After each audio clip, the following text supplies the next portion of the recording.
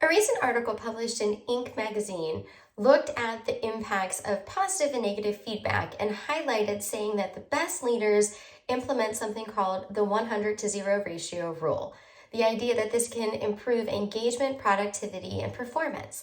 But what was interesting is that they showed that this is something that's applicable across all different aspects of our lives.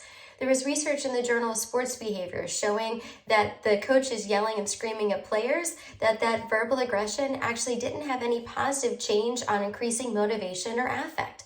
We saw through the Journal of Educational Psychology in general, looking at students, that they tuned out negative feedback, and that actually the more positive feedback that they received not only gave them motivation of improving their self-confidence, but we saw more on-task behavior that had a positive impact on their learning.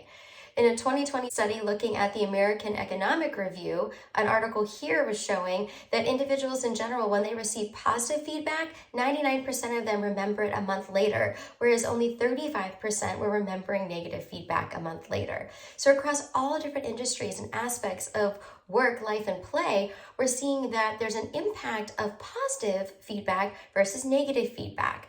Additionally, when we really dive into this, thinking of it from a workplace standpoint as well as personally, when someone is being yelled at, they might make them do something differently in the immediate, but just because it causes immediate behavior change, many times research shows us that we don't see this longer term.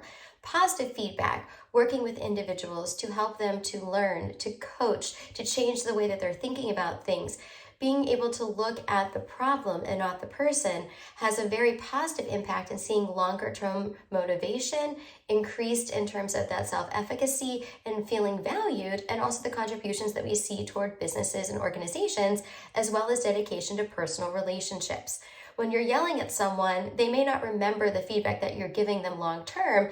And for us, many times that can be a defense mechanism where we don't want to see ourselves negatively. But what people do remember instead is going to be that the person was treating them in a negative way and have a negative connotation to that person versus increasing their credibility by instilling fear.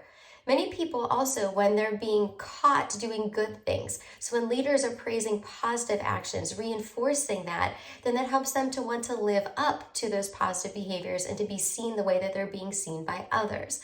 So being able to then work with individuals to coach, to guide, to train is going to have a positive impact, and see that on the bottom line for a business and an organization, as well as for personal relationships.